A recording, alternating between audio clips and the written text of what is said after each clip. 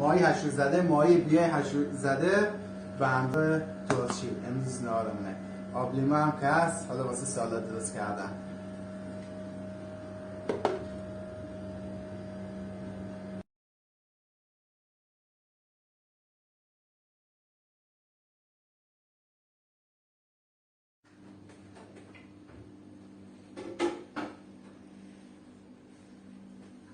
ماهی هشو زده و یک باید با دست بخوری، قاشق چنگال رو بذاره گوشه. دو حتما باید ترشی انبه باشه، حتما ترشی انبه به اضافه آب لیمو، شربت آب لیمو با لیمو تازه یا همون آب لیموی آیساقات.